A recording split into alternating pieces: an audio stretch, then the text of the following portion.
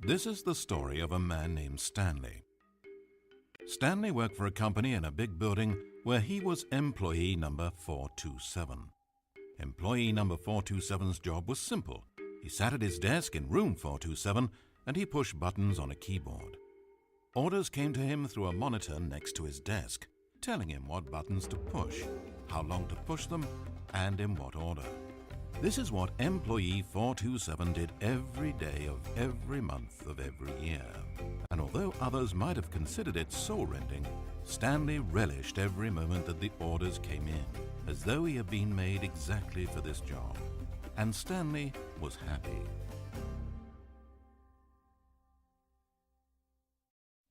And then one day something very peculiar happened. Something that would forever change Stanley. Something he would never quite forget. He had been at his desk for nearly an hour when he realized that not one single order had arrived on a monitor for him to follow. No one had showed up to give him instructions, call a meeting, or even say hi. Never in all his years at the company had this happened, this complete isolation. Something was very clearly wrong. Shocked, frozen solid, Stanley found himself unable to move for the longest time. But as he came to his wits and regained his senses, he got up from his desk and walked out into the hallway. Oh, is that me? What is? I'm Stanley. This is my briefcase. This is my chair. And this is my very oddly shaped keyboard. Grimace is a home. Stanley decided to go to the staff lounge to check on his co-workers.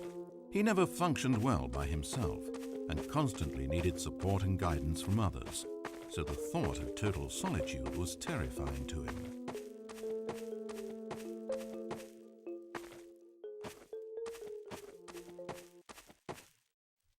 That's convenient. When Stanley came to a set of 2 open doors, he entered the door on his left. Really tempted to enter the door on the right. This was not the correct way to the employee lounge, and Stanley knew it perfectly well. So he turned left at the first open door and walked back in the right direction.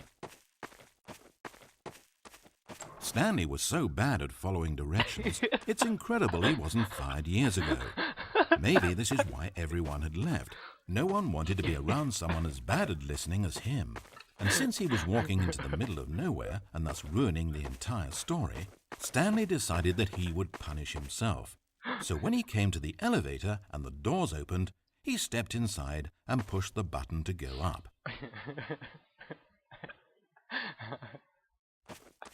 Oh, this is fun. Oh, Stanley. You know, you really aren't going anywhere, and I don't say that deceitfully. I truthfully mean that there isn't a story down here. The story was back up where I told you to go in the first place. Right now, you're just running around looking at empty halls. And frankly, that's perhaps even more infuriating for me. So why don't you throw me a bone, give me a chance, and just let me tell the story I want to tell,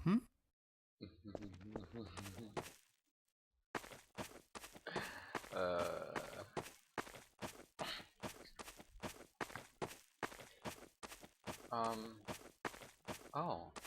Now listen carefully. This is important. Stanley walked through the red door.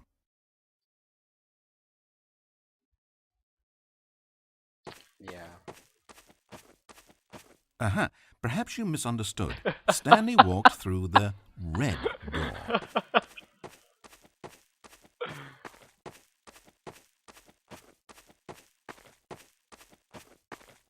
I still don't think we're communicating properly. Stanley walked through the red door. I don't even get a choice now.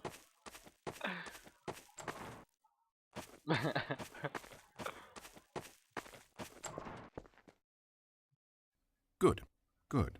Now, if you don't mind, there's something I'd like to show you. But to do that, I think it would be best for us to start from the beginning. The beginning? This is a very sad story about the death of a man named Stanley. Oh my God, no! Stanley worked for a company in a big building where he was employee number 427. His job pushing buttons demanded little of him, so there was not much of himself to give, and in this way Stanley's job felt less and less like his every day. But if buttons need pushing one day, it means they'll need pushing the next and then the next. So without question or judgment, Stanley continued to do what the screen told him. One keystroke flowed into another keystroke, flowed into his ride home, flowed into dinner, flowed into waking up, flowed into going to work, and here he was again. Stanley was typing out a complete sentence that said absolutely nothing at all. If in reality no one ever actually disappeared from the office, and Stanley never got the opportunity to make a decision, to choose which path he wanted to take, would his life still have any meaning? Perhaps when we long for something deeply enough, these hopes and fantasies become so strong in our minds that we truly believe that we're there, controlling that person and living that adventure. To manipulate your own thoughts and emotions might mean freedom from a self-imposed prison, but these delusions can be fatal to those who can't tell the difference. And so Stanley asked, if that door never opened, if I'll never be able to walk away from those people and from these buttons, is this life still worth experiencing? Am I actually happy? Stanley answered this question by pushing a button. Then he pushed a button, and then he pushed a button. Then he pushed a button. Then he pushed a button.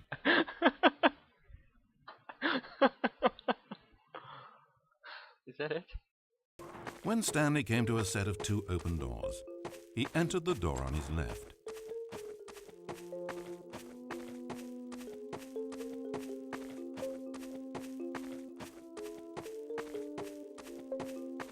As Stanley entered the lounge, he was horrified to find not a single person here. He decided he would walk up to see his boss, hoping that he would find an answer there.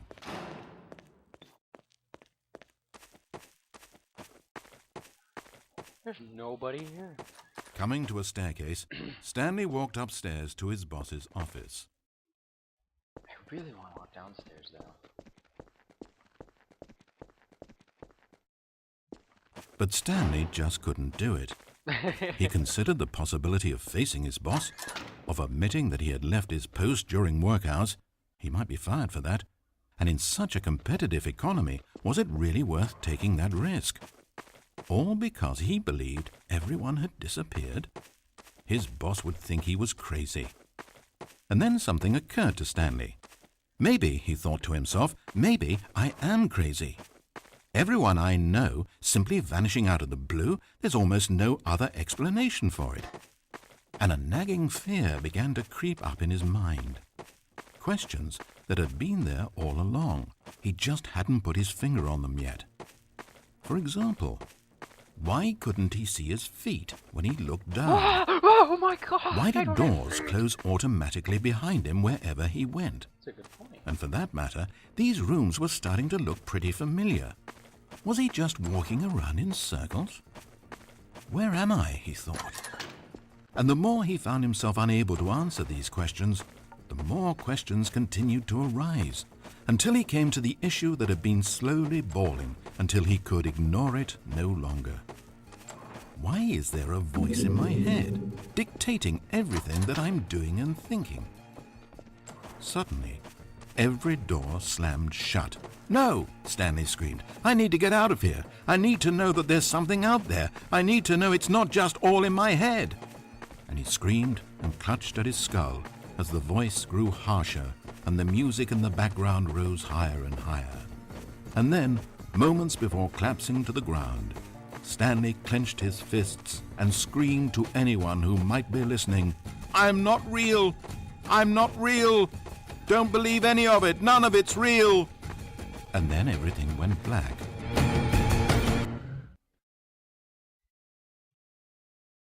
This is the story of a woman named Mariella. What the fuck? Mariella woke up on a day like any other. She got dressed, What the fuck? went to work, clocked in, clocked out, and then she walked home.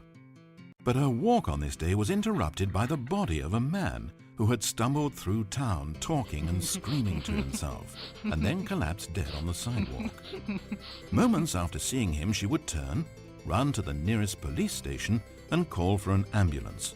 But for just a few brief seconds, she merely stood there, unable to move. The tragedy was not the death of a single person.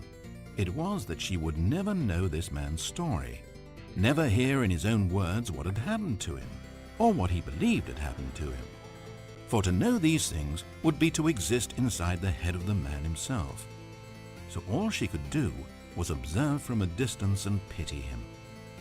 But Mariella had places to be and people to meet with, very important people, whose impressions of her would affect her career and indeed the rest of her life. She stood there for only a moment, looking down at the body, and then she ran.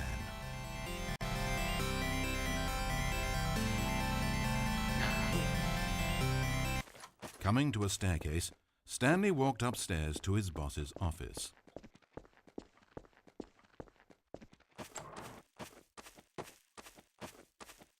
Entering his manager's office, Stanley was once again stunned to discover not an indication of any human life. It was at this point that he began to feel dizzy and a little sick, and even thought he might pass out when suddenly he noticed a keypad next to the filing cabinet in the corner of his boss's office. Stanley had never seen this panel before and had no idea what combination of numbers would produce any result. In fact, only Stanley's boss knew this, since the panel withheld access to the boss's greatest, darkest secret, and so he had assigned the keypad a combination that only he could possibly know, the number of his freshman dorm number in college, 1957. But of course, Stanley couldn't possibly have known this. Yet incredibly, by simply pushing random buttons on the keypad, Stanley happened to input the correct code by sheer luck. Amazing. Stanley ventured forth into the newly opened passageway. Oh my god. As he drew deeper into the bowels of the building, Stanley had no idea where he was or what this place held. And just as he began to think he might not discover a thing, he emerged into a long room to find rows and rows of monitors, screens with a number above it. Stanley noticed, however, that these were not random numbers, but the number of employees who worked in the building, his co-workers. Even his own number, 427, had a place on the wall. But why a setup so elaborate, he asked. Was this simple surveillance or something even more? And as if in answer to his question, the wall slid open before him, revealing the ultimate truth of the situation. An enormous control panel, Stanley discovered, but not one that controlled simple machinery. Buttons were labeled with emotions: happy, sad. Levers and knobs controlled actions: Well, there's walking, adultery. eating, doing work, or watching TV. Every input on this device monitored not the functions of a machine, but of a human being. And the reality began to sink in. Stanley, like so many other people, reduced to images on a monitor, had been under someone's control, always at the mercy of this machine. Could this have been the only reason employee number 427 was content with his boring job? That a machine had altered his emotions to accept it blindly? He began to feel an unbridled rage, and at the peak of his anger, something happened. A spark. Stanley looked up and saw the generator overhead, still providing some small amount of power to the machine, keeping it alive. And knowing that this generator was all that kept the controls running, Stanley moved to the ladder in the back of the room and began to climb towards the rafters. Don't know what those do. Jesus, Stanley, you can kick ass.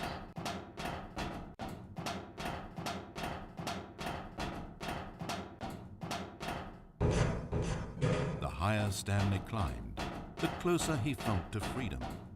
the further from enslavement.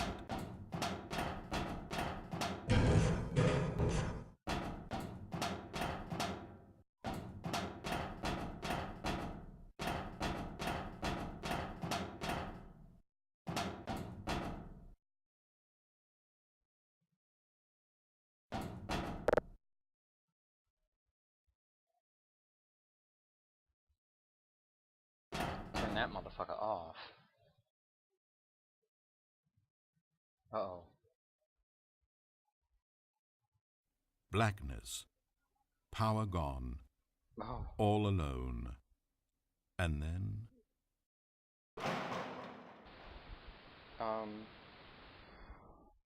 Hello?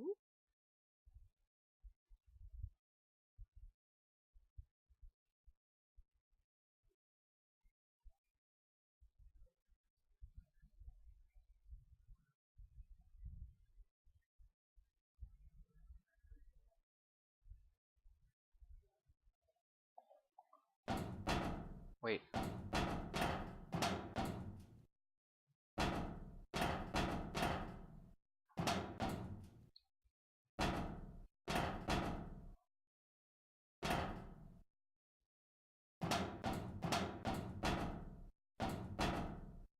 Ah,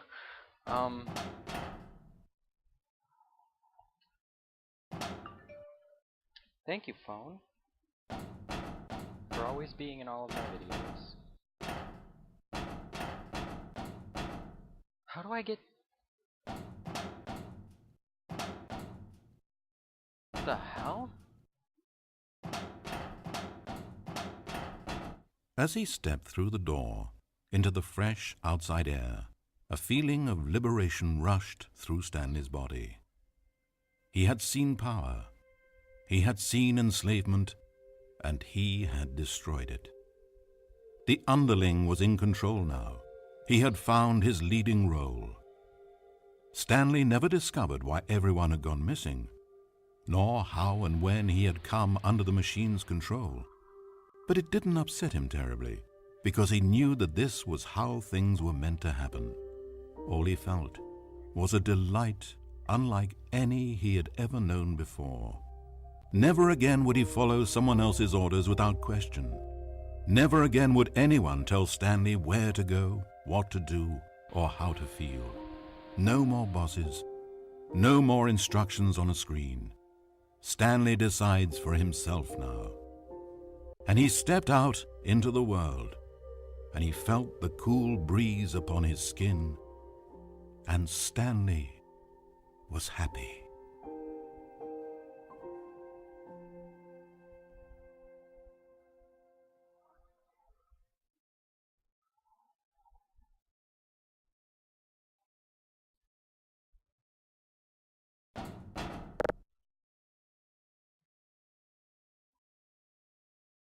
Oh, Stanley, you didn't just activate the controls, did you? After it kept you enslaved all these years, you go and you try to take control of the machine for yourself? Is that what you wanted? Yeah. Control? Stanley. Stanley. I applaud your effort, I really do. But you need to understand, there's only so much that machine can do. You were meant to let it go, turn the controls off and leave. If you want to throw my story off track, you're going to have to do better than that. I'm afraid you don't have nearly the power you think you have. For example, and I believe you'll find this pertinent, Stanley suddenly realized that he had just initiated the network's emergency detonation system. In the event that this machine is activated without proper DNA identification, nuclear detonators are set to explode, eliminating the entire complex. How long until detonation then? Oh, let's make it say, 2 minutes. Now, this is making things a little more fun, isn't it, Stanley? No. Go ahead. Play with those controls all you like. The real controls are where I'm sitting. Did you really ever believe you held any power? Did you not think I knew what I was doing? When I erased your co-workers and turned off the machine, I was offering you freedom, an escape. I didn't have to do that. I've run this story many times, and I don't always set you free. Sometimes you just sit there, day after day after day, doing your job forever, and then dying alone. But when I actually give you the freedom to control your own actions, it's not enough. I let you go, and you trapped yourself just the same.